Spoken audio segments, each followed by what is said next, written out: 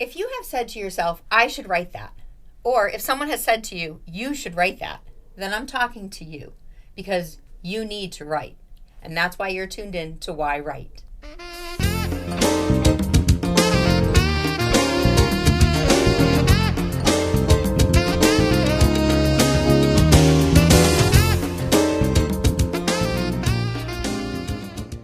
Today's program is sponsored by CRS, Complete Restoration Solutions, for all your fire, water, and mold damage repairs. CRS is there for you. Hi, I'm Angela Grout, and welcome to yWrite, a program filled with conversations about writing to help you write your story.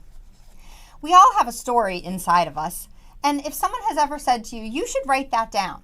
Maybe it's a story, maybe it's a recipe, and maybe it's just a to-do list. But no matter, you have to take the time and sit down and write it, because one of those things is a story that you should share. And if that has happened to you, then you are in the right place today, watching yWrite. On this show, we have people all over the writing industry to come in and share their journey to help your journey. So get ready to learn how to get your story down on paper. Today, I have a guest who has traveled in from Connecticut to be with us today. And let me tell you, he is a very highly ranked New York City literary agent. He is the vice president of Trident Media Group. He's a graduate from Emerson College here in Boston, Massachusetts. He's the founder of the Wild Press at Emerson College and the president and the founder of the Stanford Literary Arts and Culture Salon. He has optioned and sold books to the film and television, which you know I'm interested in, and his clients are people and authors like Julian Lennon and Catherine Coulter and Deepak Chopra. I'd like to welcome you to the literary agent, Mark Gottlieb. Hi. Hi, Mark. Thank you so much for coming in today. I really appreciate that you're here in the studio. I know we could have done this Zoom, but here you are. This is much better. In yes, person's it's always much better. better. So thank you for coming in. And, you know, a lot of people that I know, because I'm in several writers groups, I've written 3 books. And, you know, in this writer's world, especially when people are starting off, you know, we share information. And the writers who are watching, our audience, is looking for information on how they start writing a book and what they do with it. The friends that I've told, oh, I have a literary agent coming on, they want to say, what is that? What's a literary agent? Because, you know, from my experience, I know that a publisher is not necessarily a literary agent. Right. A literary agent isn't necessarily a publisher. Right. I mean, sometimes they can be Yes. maybe the same, but maybe you could just enlighten us on what a literary agent is and what they can do for an author. So a literary agent is basically like a talent agent for authors. We do for authors what like a film and TV agent out west in Hollywood, California would do for, you know, an actor or a movie director, only we do for authors. Most of book publishing is based in New York City, so we're in and around New York City mostly. And we represent authors to the publishers and then bring authors and their books to a wider audience into bookstores and help authors with every manifestation a book can take. Oh, I like the sound of that. So as a literary agent, if someone comes to you with their book idea, is that something that's welcomed, or do you prefer a finished manuscript? So that depends. Fiction is typically sold on a full manuscript to publishers. Okay. And so in order for us to evaluate it, we need a full manuscript. But in the case of nonfiction, it's idea-driven, so it can be sold on a book proposal with a couple of sample chapters. But it's not as simple as just, here's a paragraph of an idea. Yeah. It's more than that. Oh, I have people who approach me and say, oh, write my story. You know, and they'll verb a little bit of their story to me. And, you know, I always say to them, first of all, you should write your story, because the only person who's going to know your story is you. Right. And secondly, it's like, okay, I'm listening to what you want to tell, but is it feasible? You know, everyone, if they want to write a book, they should. Whether or not it's feasible, you know, can kind of be extrapolated from the kind of presentation the author makes or what's in the book proposal in terms of what we in the industry would call like the author's platform. Okay. So basically, if someone has a very big social media following, could be a good reason to really get their story out there because they have a big built-in audience. Or if they do a lot of like speaking events, speaking engagements throughout the country, that's an opportunity for them to be, selling copies of their books at the speaking events. Okay. So sometimes that's another good. Like what I'm doing here. Yeah, kind of like this. Hey, go to Amazon and buy my books. So when someone comes to you with that book and you're saying, oh yes, I want to represent you, you're taking that material and are you selling it to a publisher to say, hey, you should publish this, or do they need to get their own publisher? So the closest thing to our industry that in terms of what we do, it would be like if you hired a real estate agent to sell an apartment or a house for you. They sell it and they take a commission. They don't, own the house or the apartment at any point. They just sell it for you. So in this case, we would be selling intellectual property, which is the book, and then the buyer is, the publisher, and, the end user is going to be, readers. That's interesting because I love the analogy of the real estater, because it really is like a real estate agent will go into a house and make it look as presentable as possible for sale and want the highest price for that, not only to please their client, but also to get their own commission off of it. Sure, yeah. But then once the deal is closed, the real estate walks away. The real estate agent walks away. Does a literary agent walk away? It's a little bit different than that, in that, yes, we help the author prepare their manuscript for submission, so polishing it and then making the book proposal, if it's nonfiction, look great. We craft a pitch and a list of editors at different publishing houses, and we go out on submission to publishers and all that. Once it sells to a publisher, we negotiate the book deal and the contract. And then it's not like we just check out and say, well, see you later. Like, to use the real estate analogy again, you have property managers. Yeah.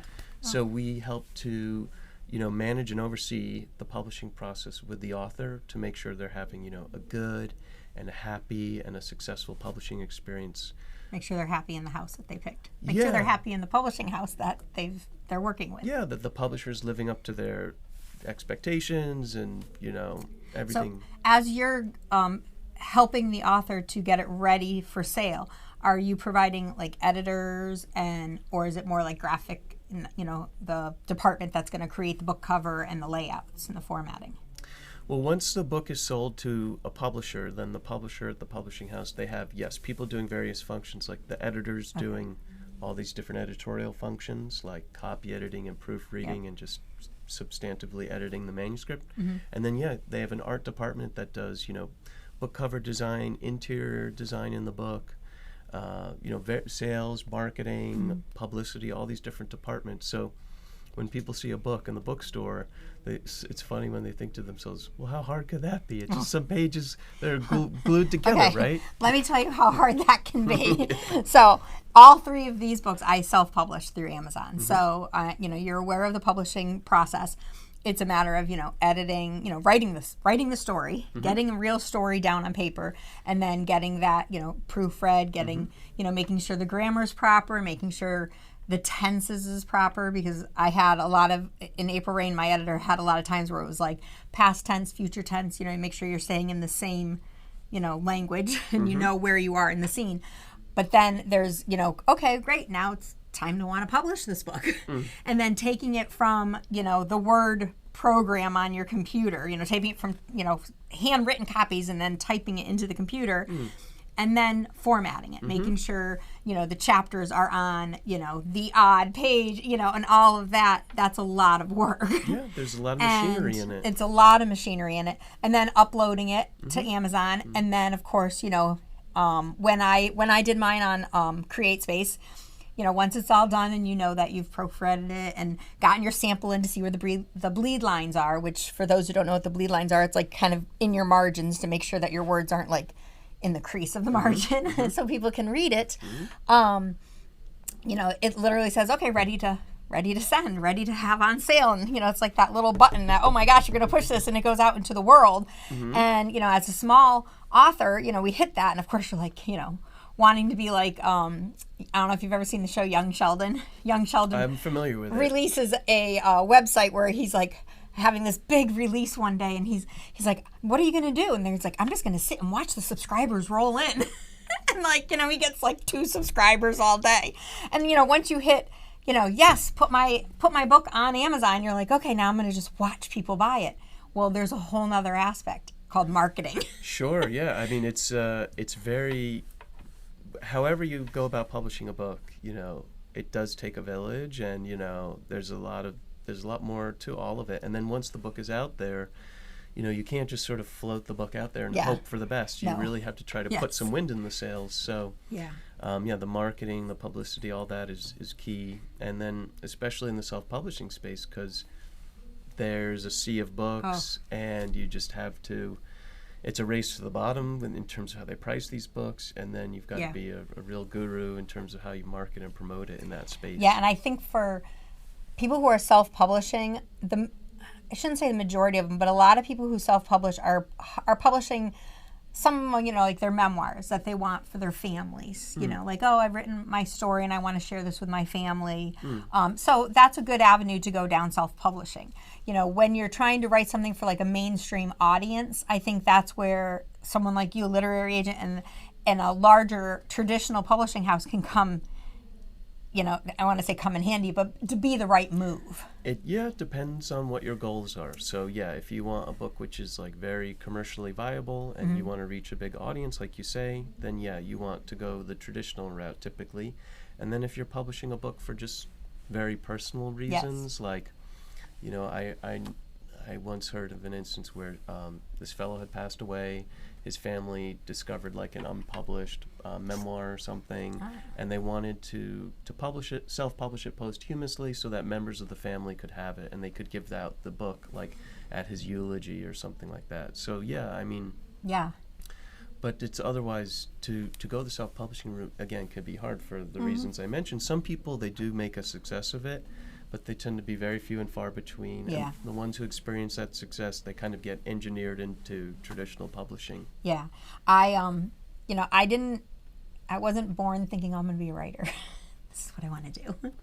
But it's developed over time. Well, you developed superpowers. I developed the superpower. So I mean, I've always written. I enjoy writing. You know, and then it came to a point where I would start sharing what I write, or I would enter a little contest here or there. And, you know, when I wrote my first book, An Angel's Journey, I didn't intend for it to be a book. I really thought I was just journalizing one day for like 9 straight hours. Like 9 straight hours. Do, right into the computer. Automatically done, you know, had that epiphanetic dream in the shower, you know, in your shower, and you're like, oh, that's the title of the book, you know. See, and you were born a writer. No one ever just wakes up one day and they're like, oh, I'm a writer. You were born a writer. I was being groomed to be a writer my whole life. I have documented things my entire life. When I took a trip to Italy in 2015, I think it's like an 8 or 10 hour plane ride. I'm not sure. It's long. And I wrote for almost the entire trip there about what I wanted to do and planning the trip. And, you know, I'm someone who needs to see my thoughts on paper. So if I want to do A, B, C, and D, I'm going to write it all down so that I don't forget it. And even if I don't get it all, you know, I mean, my list of what I want to do in Italy was very long. And my cousins and my husband will tell you, we did quite a bit of it. We had a private driver, and I'd be like, okay, we're going here next. And then we'd go, and then we're going here next. And, you know, I got a lot of it done. But on the way home, I wrote everything that I did for the entire trip in over 300 pages. Oh my gosh. And I sometimes just look at that book like, I have no idea if it even makes sense, but I was able to put it on paper so that I would have that memory of what I did in Italy and where I went and what rose I smelt and, you know, things like that. So, you know, yes, I definitely felt like I was being groomed into becoming a storyteller. When I did my second book, it was more a matter of, I wonder if I could do it again. I'm just going to challenge myself. I wonder if I can do it again. And Dear Baby Get Out is a book about childbirth, like the final days of pregnancy. And I was in the final days of my second pregnancy and making my baby journal book for my daughter, which was a mess. Like it was all these scrap papers, like what's on this table. And about 2 weeks after she was born, maybe it was, about 2 weeks after she was born, one day I sat down and said, I'm going to put these in order. And every day for 2 hours, I put them in order, and it came out to be that. That's interesting. That's part of your writing process. I've seen people who use like index cards. Oh, yeah. And they rearrange them, and then it looks like a whole wall full of index cards. So I just did that with my recent book, and it's not published yet. It's called Bean in My Breast, and I did do that. That was the first time I ever did index cards, because it was more of a book that I plotted, whereas these are, I guess they're calling them pantser books. Like a pantser is when you sit down and kind of binge write. I'll call it binge writing. And, being able to say, okay, these are the chapters that I know I want to tell, and this is what I want to include in it. And it really was helpful. And it did look like, the whole graphic on the wall with all of those Post-it notes. When I teach writing classes and people say, how do I tell my story? I do say, tell me 6 things you want to tell in the story. There's your little outline. You can go 10 if you want. You can go 13 if you want. They can expand from and now, okay, you have your 6 things you want. Now take 10 minutes and write on each one. And then it helps them to get their process started. And I always say, if they don't like what they're writing, then move on to the next one. So this literary agent stuff is very interesting to me because, as I was saying, here I have 3 books and I've done this myself. And, finding out what a literary agent does. What's the difference between an agent and a manager? Well, I would say a manager kind of oversees the day-to-day of, talent and, making sure they're, getting to a meeting on time or they have what they need. Like an assistant. Almost like an assistant, but sort of more so the nitty-gritty of it. An agent,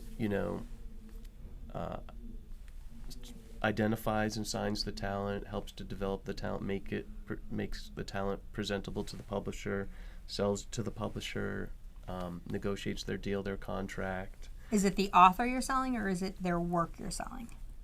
Well, we sell the author's book to the publisher. Okay.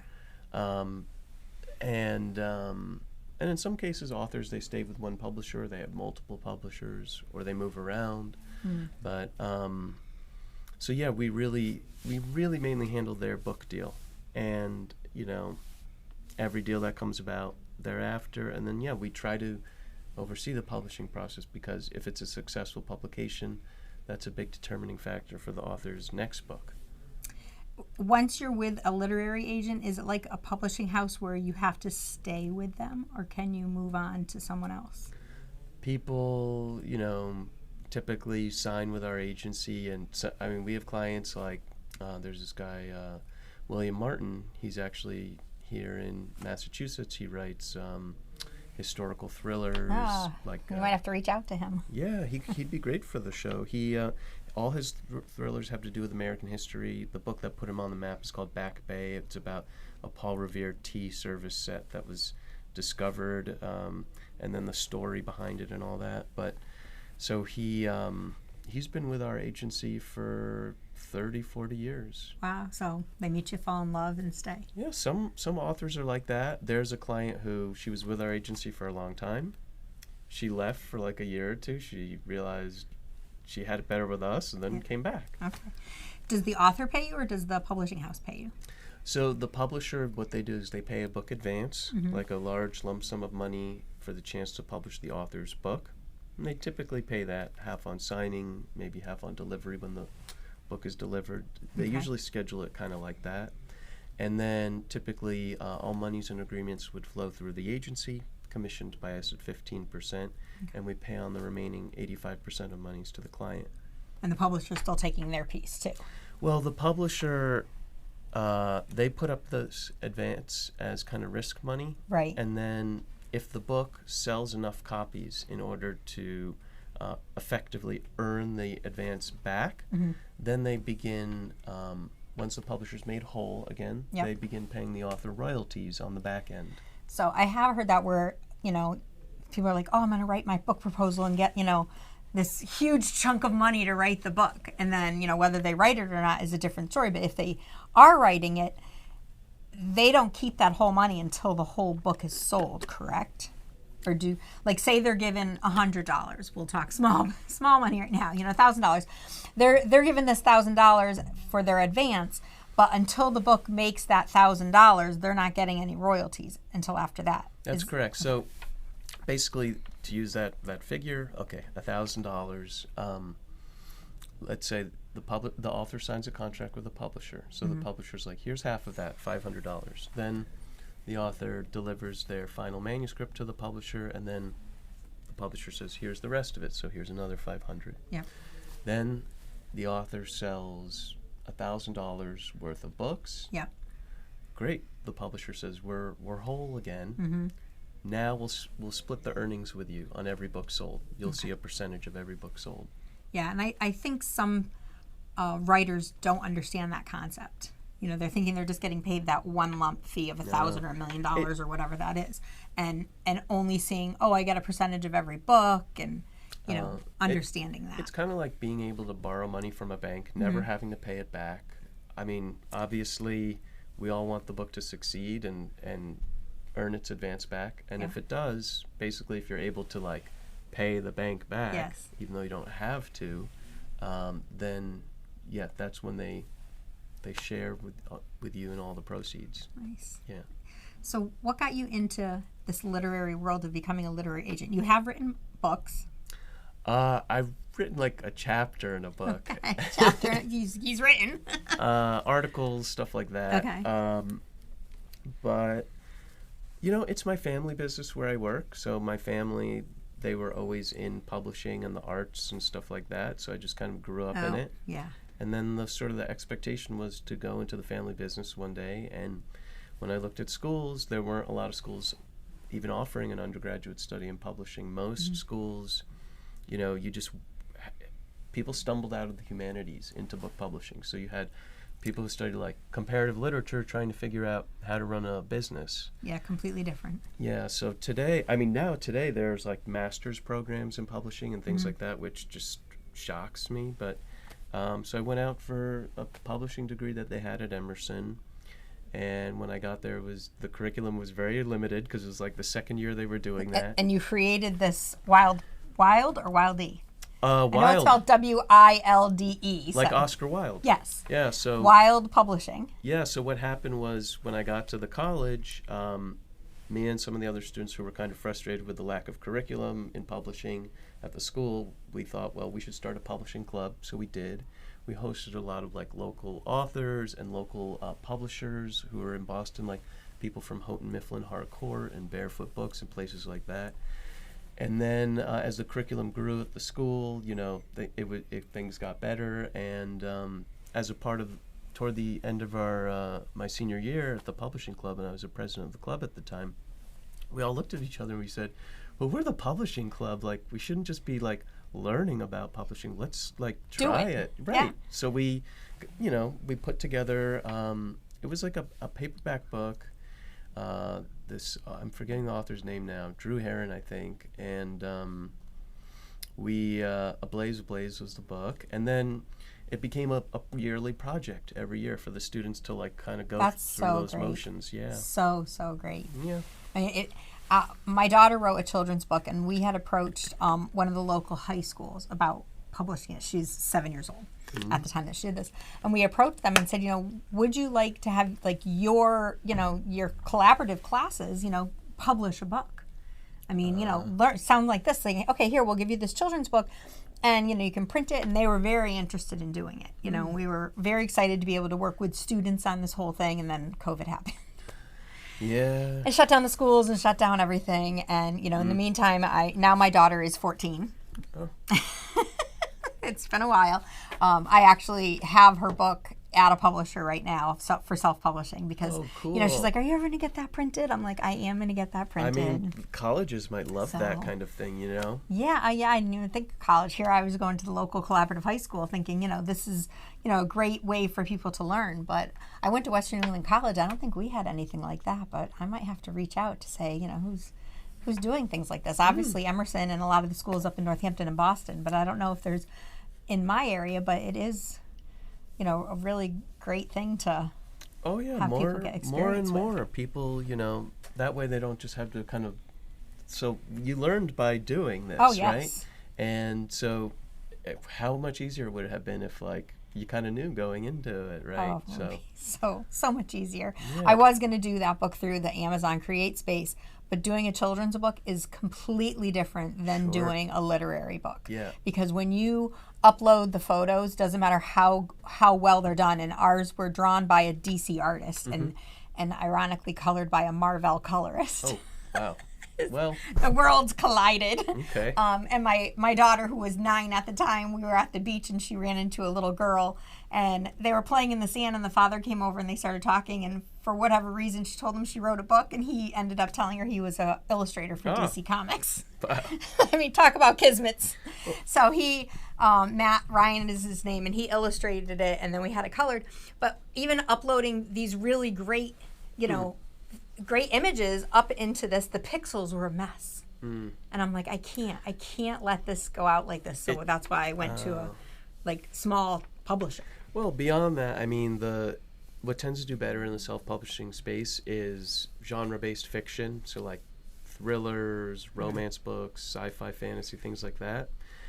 Ebooks have really come about to kind of replace the mass market format in a way. Yeah. And so children's picture books, because parents like to read them with their kids, or they want kids off of the devices, and so illustrated. Oh, you like books, the hard book in your hand. yeah, so it makes it.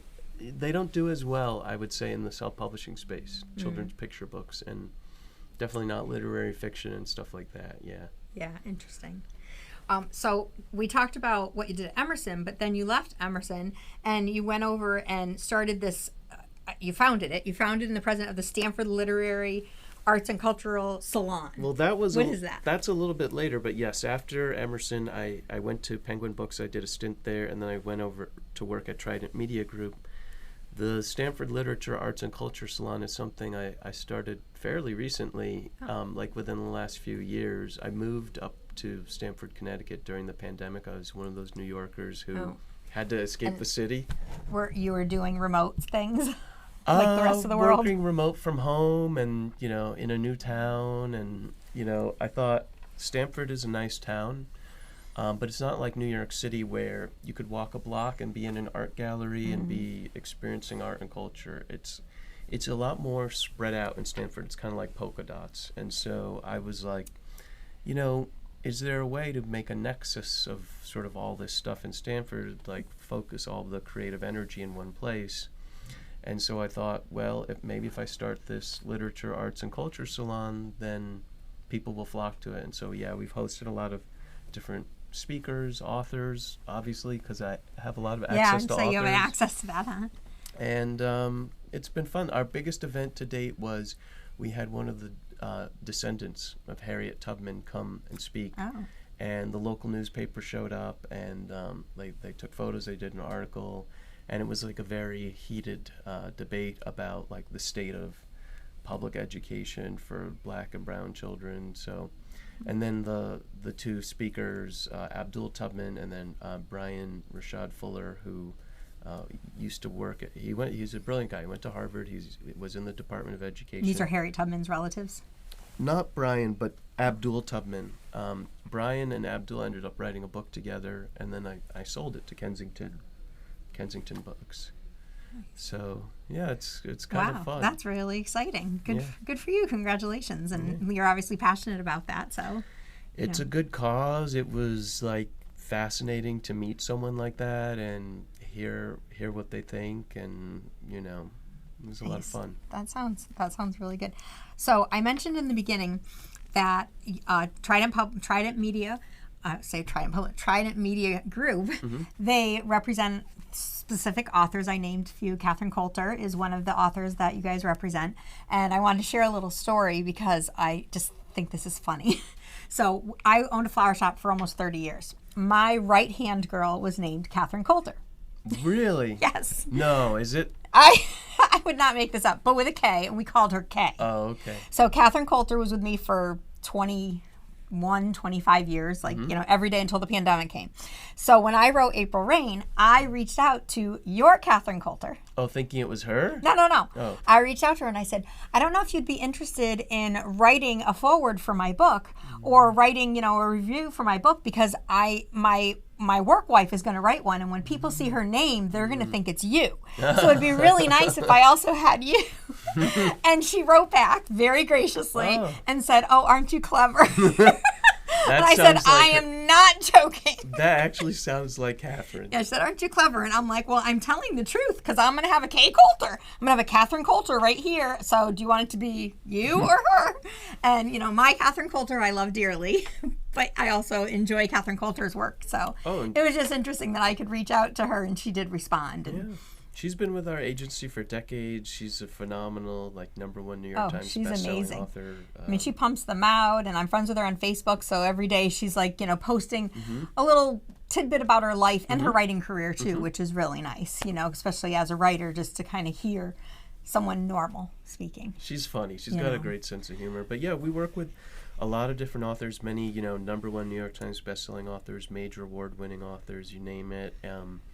Yeah, Deepak Chopra right there. Deepak Chopra, we work with the Frank Herbert Dune estate. The agency and our clients have won lots of awards. And then, we do a lot of work in book to film and TV and audiobooks. And yeah, I saw you guys did the movie Infinite, and Mark Wahlberg is in it. Right. So Mark Wahlberg owns a restaurant here by Springfield MGM called Wahlburgers. I mean, there's many of them, but there's a new one here in our area.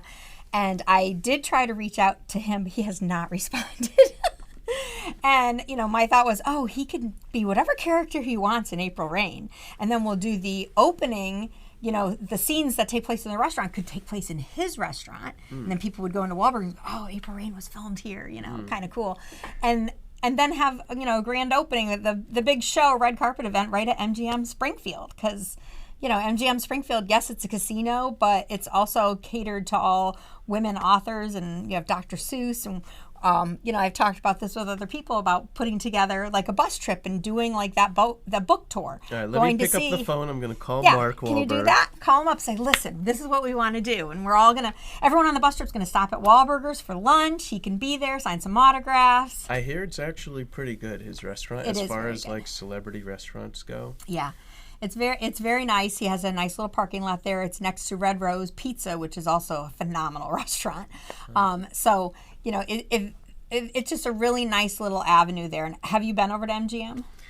I think so. It's beautiful. They really did a really nice job in Springfield. They have some outdoor concerts. They have a little rink, ice rink they put in the wintertime. I think it's I have very been there. sweet. I think I saw a show there, yeah. Very, very sweet. So, yeah, no, I really, I'm liking the fact that you worked with Mark Wahlberg, just because I kept saying, I'm going to get Mark Wahlberg and we're going to have lunch at Wahlburgers. But, regardless, it's just interesting that came up. But what's more interesting to me is to learn, how did you sell that book to become a movie? Well, we do that for a lot of different films and TV shows. So we, for instance, did the Dune movies. We've done House of Gucci. Lots of different movies. We've adapted our books for film and TV. Basically, that's a combination of things. Sometimes it's an independent producer might reach out and say, I want to make this movie. Or after they've read the book. Yeah, or a studio, might reach out, or we might work with a co-agency out west to get something sold. It can happen any number of ways. For instance, the last time I was in LA, we met with Morgan Freeman's production company. So maybe there's a movie where Morgan would be perfect for that role. So you can suggest that. Yeah, that kind of thing. And then so what we do is we typically either option something or we sell it. If you option it, it's kind of like they pay a little money so that they have time to sit on the project, try and sell it, and if they purchase it, then they buy it outright and they own it, and then they can make it. And the purchase price is usually much higher. Like it could be in the six figures or more. So I'm glad you explained the difference between option and purchasing, because that's something that we hear a lot of, like, oh, this book's been optioned for a movie. but it doesn't necessarily mean it's going to become a movie, but it gives you a little bit of time for someone to think about. And I'm assuming they're not just thinking, they're doing the budget to figure out how much it will cost, the time, you know, and then figuring out if it's lucrative enough. Yeah, because it all comes down to lucrative. They're trying to sell it. They're trying to put all the pieces of it together. And then if they run out of time, they renew the option, and then they pay an option fee to sit on it for longer if they need to, you know. And that is the production companies that think of that? Well, you know, sometimes the studios option it, or independent producers. It might even happen through individual talent or a manager, you know, or a talent lawyer, you know. And how much does the author have to present, or is it the literary agent who does the presenting? Well, we actively go to Hollywood every year, and we pitch film and TV companies, and we're in communication with them throughout the year, and they come to us too. Okay. To meet in New York. And then sometimes we'll do a book deal for an author, and a book deal announcement runs, and then they see that announcement and they reach out, or they read a book review and they reach out. So it can happen any number of ways. Okay. Yeah, no, it's just fascinating as, you know, someone who knows a lot of people who do write, and we say, you know, I'll read a friend's book and be like, this is great, this would be a great movie. You know, I have a friend who's an author from a couple towns over coming in a few weeks, and she wrote a book called Promise on a Heartbeat. Oh, I'm sorry, I can't think of it right now, but it was the journey of her daughter getting a heart transplant. Oh, wow. Oh.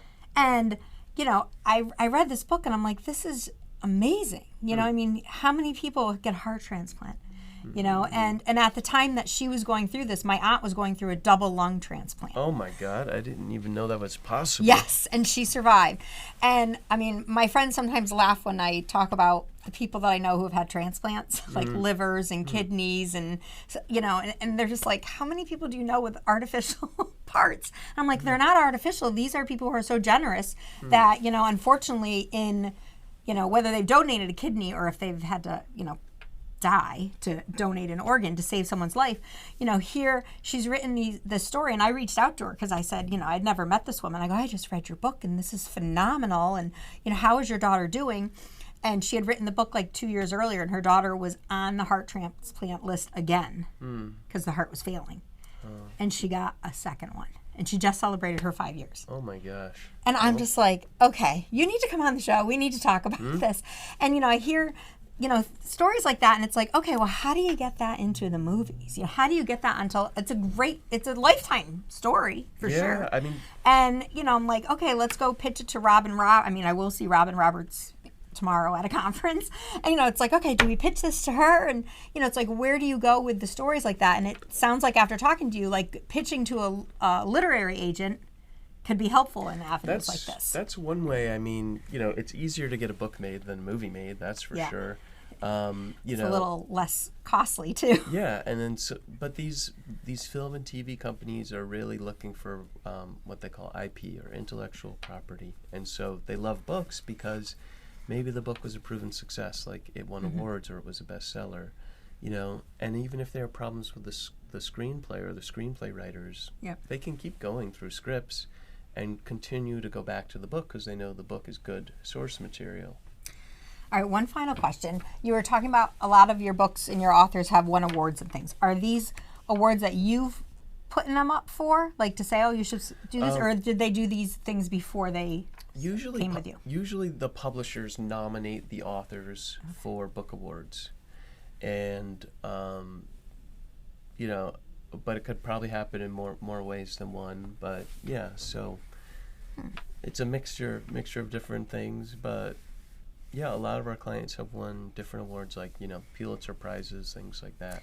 Yeah, I've entered into a few contests, and I'm a member of the Jerry Jenkins Guild, and so I'll go into some of their meetings, and, you know, they talk about how, you know, there's contests that are good to enter, and then there's kind of fake contests. And, of course, if you're paying a lot of money to go into a contest, sometimes that's not what you want to do.